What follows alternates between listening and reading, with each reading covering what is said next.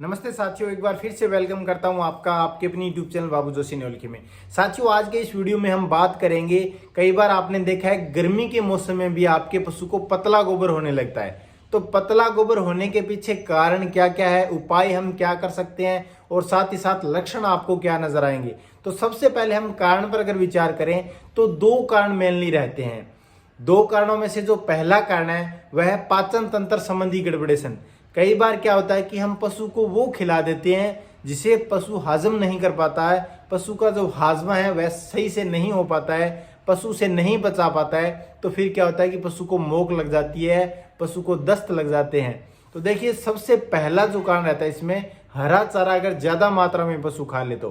दूसरा, अगर अनाज यानी जो गेहूं है या फिर हमारा बाजरा है, मक्का है, कुछ भी अनाज जो हम दे रहे हैं पशु को, वह अगर ज्यादा मात्रा में खा लेता है पशु, चाहे खुल करके खाए या फिर हम जानबूझकर खिलाएं, क्योंकि जिस समय पशु खाता रहता है उस समय पता नहीं चलता, लेकिन जब उसे पचाता है, जब जुगाली करता है, उस समय प्रॉब्लम आती है, उससे वो डाइजेस्ट नहीं कर पाता है और पशु को पतला गोबर होने लगता है।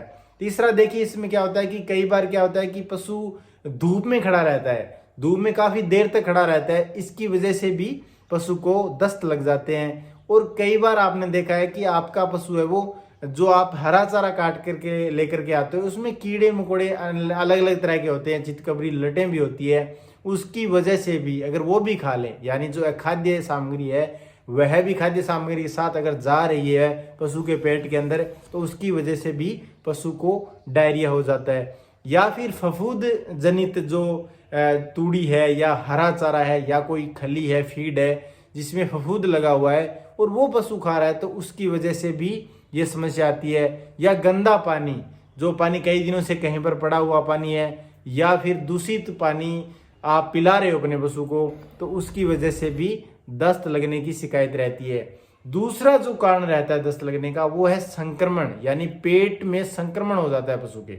और संक्रमण जो होता है वह होता है बोवाइन संक्रमण डायरिया, जिसे बोला जाता है। बोवाइन संक्रमण डायरिया से क्या होता है कि पशु जो स्वस्थ पशु होता है उस पशु में भी यह संक्रमण फैल जाता है। फैलता कैसे है? पशु जो स्वस्थ है वह अगर प्रभावित पशु की जो लार है, झाग है, उसकी पेट में आ जाता है, या उस पशु के आसपास ही रहता है, या उसके साथ है वो पानी पी लेता है, या उसके साथ एक नांद में खाना खा रहा होता है, तो फिर यह संक्रमण जो है बोवाइन, यह दूसरे स्वस्थ पशु को भी प्रभावित कर देता है और पशु का पेट है वो खराब हो जाता है, यानी उसको दस्त लगने लग जाते हैं, मोक लगने लग जाती है। तो ये दो कारण रहते हैं, एक तो संक्रमण का, एक पाचन संबंधी गड़बड़ेशन। तो पाचन संबंधी गड़बड़ेशन मैंने आपको बताया कि पशु कुछ भी ज्यादा मात्रा में खा ले या वह अखाद्य सामग्री खा ले जो नहीं खानी चाहिए। और कई बार क्या होता है कि विवाह शादी जो होती है उसमें जो कुछ भी बच्चा खुचा रहता है भोजन, वह पशु को खिला दिया जाता है, जिसमें बेसन भी रहता है, जिसमें चावल भी रहते हैं, जिसमें अनेकों प्रकार का जो बचा खुचा आहार होता है, वो अगर पशु ज्यादा मात्रा में खा ले तब भी है वो पशु को दस्त लग जाते हैं। और जब बार बार पशु को दस्त लग जाते हैं तो पशु कमजोर हो जाता है, और कमजोर पशु है वो दूध का उत्पादन प्रॉपर नहीं कर पाता, और कई बार तो समस्या ज्यादा विकराल रूप धारण कर लेती है। तो ऐसे में हमें सावधानी भी रखनी है और साथ ही साथ उपाय भी हमें ढूंढने हैं जिस कारण से पशु प्रभावित हुआ है। यानी हमें थोड़ा सा ध्यान रखना है कि हमने पिछले 1-2 दिनों में पशु को क्या खिलाया पिलाया है या पशु ने क्या खा लिया है। तो ये थोड़ी सी समस्या रहती है, हमें पहचानना बेहद जरूरी है ताकि उस हिसाब से हम उपाय कर सकें। कई बार आप पशु को पेट के कीड़ों की दवा देते हैं और पशु को दस्त लग जाते हैं, तो उसमें आपको किसी भी प्रकार का उपाय करने की जरूरत नहीं है, क्योंकि वो अपने आप 1-2 दिन में ठीक हो जाता है। और वह दस्त इंपॉर्टेंट भी रहता है पशु के लिए। पशु का जो हाजमा है वो दुरुस्त हो जाता है पेट एकदम साफ होने के बाद।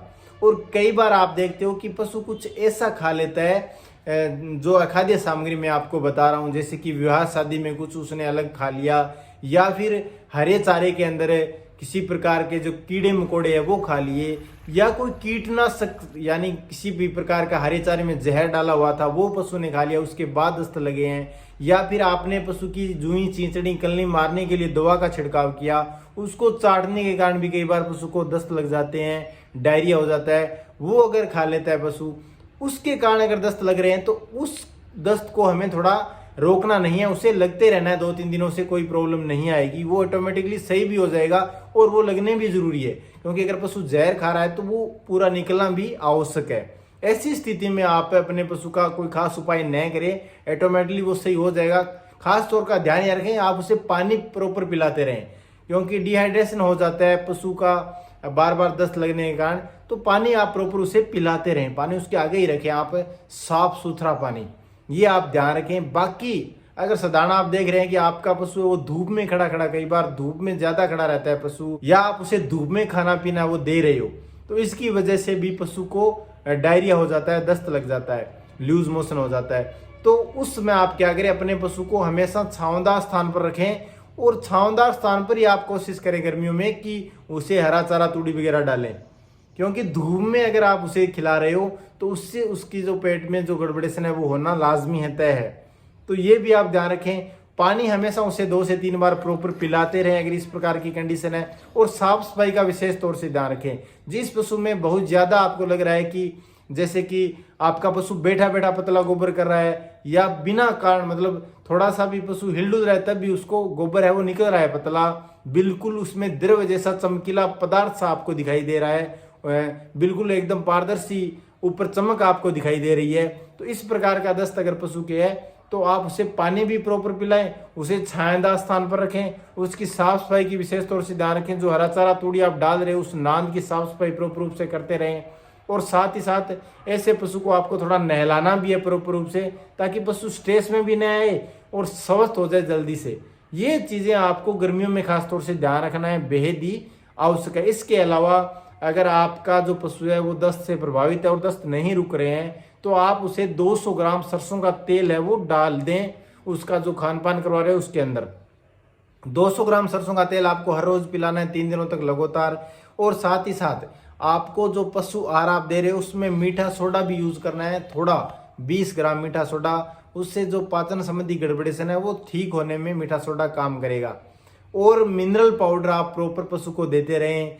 और फिर भी आपको लग रहा है कि प्रॉब्लम है, तो आप ऐसा करें, छाछ लें 2 लीटर छाछ के अंदर तकरीबन आप 500 ग्राम जो बाजरे का आटा है बारीक पीसा हुआ वह लें, और उसको अच्छे से मिक्स अप कर लें। अगर आपको लग रहा है उसे एकदम पतला करना है आपको, तो उसमें थोड़ा सा पानी भी डाल सकते हो, और वो अपने पशु को पिलाएं नमक डाल करके। नमक आपको 30 से 40 ग्राम उसमें डालना है, साधारण नमक है, और वो छाछ का और बाजरी का जो आटा है उसको मिक्स अप करके अपने पशु को पतला करके पिलाना है।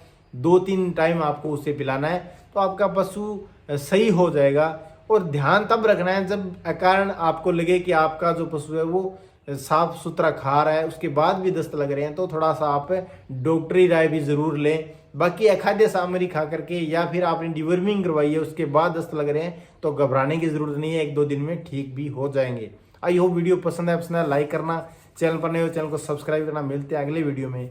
जय हिंद।